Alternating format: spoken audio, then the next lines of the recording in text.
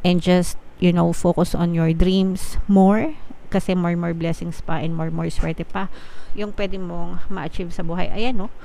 In the near future, mga kapiksi, talagang marami pang opportunities yung pwedeng dumating sa'yo. Kaya yung mga nang babackstab sa'yo, wag mo na silang bigyan ng pagbusa ng attention or panahon. If you don't want them, ignore them. Diba? Yun yung palagi kong sinasabi sa inyo. May mga bagong opportunities pa kayo na ma-experience, guys, no? Especially sa trabaho or negosyo. Kaperahan ito, guys, no? Investment, kung ano man yung inyong larangan na gustong i-pursue, mga kapiksi, as in more opportunities pa. And yung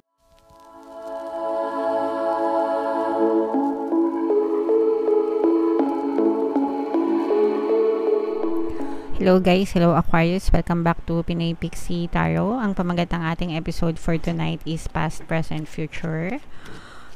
Timeless reading, mga kapiksi, para sa Aquarius, Sun, Moon, Rising, Sign, and Venus. Shuffle ko yung cards, guys. Hanapin ko yung energy ng Aquarius. So, Aquarius, kayo ay represent ng Mother of Swords sa ating spread, mga kapiksi. Ito yung combination, guys, ng positive and negative energy. General reading lang. Pwedeng mag-resonate, pwedeng hindi. Comment down below, mga kapiksi, if naka-resonate kayo sa story, okay? So, dito sa unang spread, ito yung inyong recent past, mga kapiksi, or yung foundation ng ating story. Meron ditong presence ng fire signs, mga kapiksi, Aries, Leo, Sagittarius. So, for some of you, you may be dealing with a fire sign, or maaaring meron kang fire element sa iyong natal chart. Pero ang nakikita natin dito, guys, no, for some of you, I'm sensing meron kayong fire element sa inyong natal chart. And parang yung iba sa inyo, parang nag-decide kayo na hanapin yung inyong kaligayahan, hanapin yung magpapasaya sa inyo. Yung iba sa inyo, parang I'm sensing na nag-move kayo, nag-relocate, ganyan. Parang kailangan yung, alam niyo yung mga ibon na kailangang di ba pagka mga baby pa sila, mga inakay, ganyan, nasa nest lang sila. Tapos, dinadala lang sila na pagkain ng inahin, no, na ibon.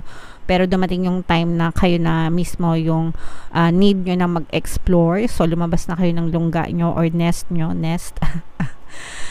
pugad, yan. Umalis na kayo ng pugad nyo para mag-explore and hanapin yung inyong tunay na kaligayahan and yung mga bagay na magpapasaya sa inyo and chased after your dreams, mga kapiksi. So, naramdaman natin na yung iba sa inyo talagang nag-explore, nag-experiment, naglayag. Yung iba sa inyo talagang literal na maaaring ng ibang bansa, no? As in, lumipad talaga pang ibang bansa para hanapin yung kanilang mga pangarap sa buhay. And yung iba naman, pwede namang hindi nag-ibang bansa, pero maaring lumayo, no? Pwedeng lumayo kayo sa pamilya or lumayo ng ibang kumpanya. Ibig sabihin, parang lumipat ng ibang kumpanya, or lumipat ng trabaho, or lumipat ng field. Kumbaga, parang nag-ibang direksyon, ganyan, para mahanap, no, kung ano talaga yung bagay na nagpapasaya sa inyo, no. So, in your recent past, ganyan yung nakita nating energy. At saka yung burning passion, mga kapiksi, yung burning desire, no. You were very highly motivated, enthusiastic, energetic, mga kapiksi, para tawag dito, sundin yung mga pangarap nyo and gusto nyo talagang ma-achieve sa buhay. In your present situation, ito'y halo-halo na, mga kapiksi, combination ng positive and negative energy. So, nakita natin na meron ditong presence ng air at saka water element. Ito'y feeling ko, ito'y energy nyo, mga kapiksi, kung saan naninimbang between pagiging logical and pagiging emotional, kasi nakita natin na yung iba sa inyo talagang nararating nyo na yung rurok ng tagumpay, sinuswerte sa buhay, nagkakaroon ng maraming blessings, ayan, no?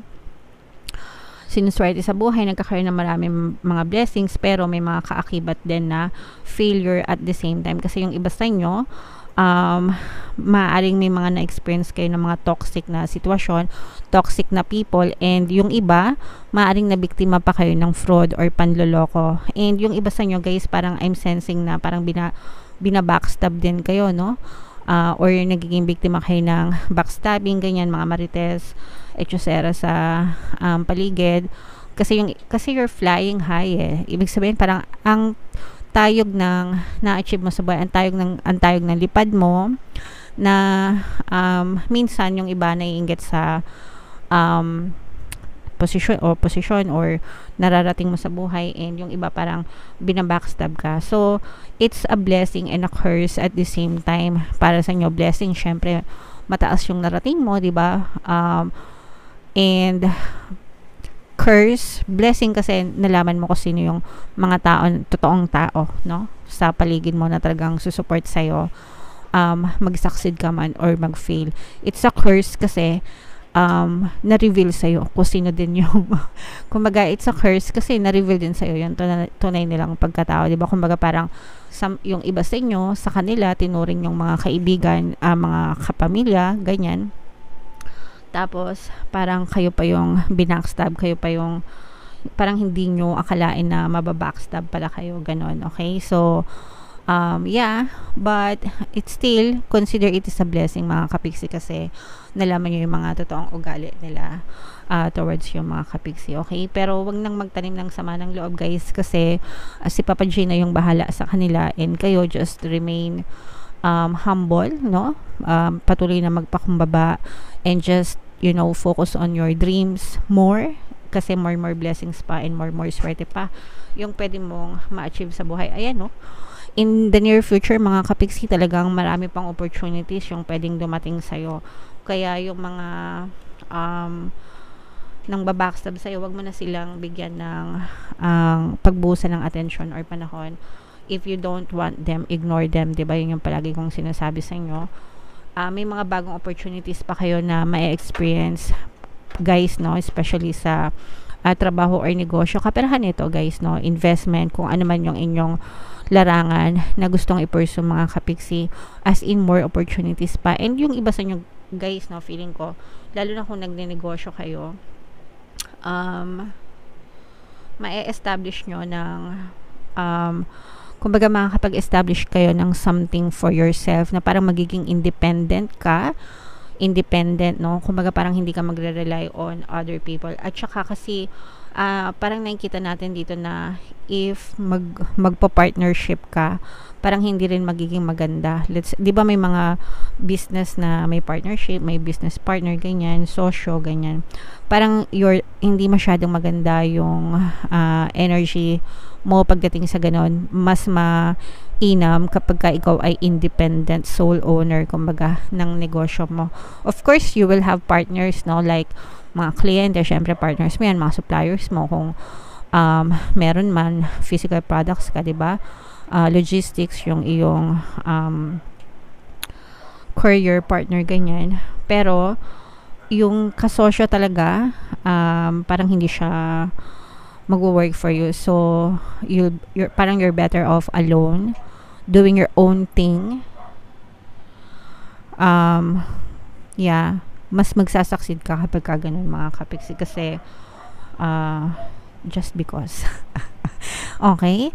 So, comment down below, guys, no, if naka-resonate kayo dyan sa mga messages na yan, lalo na kung talagang ang pinupursu mo in the near future is mag-establish ng business or negosyo for yourself, mga kapiksi. Ganun din kung ikaw ay nagtatrabaho, parang mas mag-e-excel ka kung ikaw ay independent contributor, no, kaysa sa working with other people. Parang especially kung, let's say, for example, freelancer ka, ganyan, di ba, mga freelancer, independent, parang mas mag-excel ka sa mga ganon, mga kapiksi. Okay? Alright, so comment down below, guys, if naka-resonate kayo dyan sa messages na yan. Shuffle natin tong cards na ito, yung mga additional messages para sa inyo. Habang sinashuffle ko to, guys, na panoorin nyo muna tong video na to regarding sa ating paano mag-manifest ng abundance video course. Kapiksi, sawa ka na ba sa mga struggles at hirap sa buhay mo? Masipag ka ba at masikap sa buhay ngunit hindi ka pa rin umaasenso? Ilang beses ka na bang nag-attempt magnegosyo at mag-invest pero palagi ka pa rin nalulugi? Sa pagkakataon na ito ay maaaring may subconscious beliefs ka na nagiging balakid sa iyong pag-unlad at pagyaman. Introducing, paano mag-manifest ng abundance video course. Dito ay matututunan mong ma-overcome ang mga balakid mo para tuluyan ka ng umunlad, umasenso, sumagana, maging matagumpay, successful at maswerte sa iyong kabuhayan, pera, trabaho, negosyo, salapi, at kaperahan ng bonggang-bongga. Dali, mag-send na ng email sa pinoypixitaro@gmail.com at simulan na ang iyong pagyaman ngayon.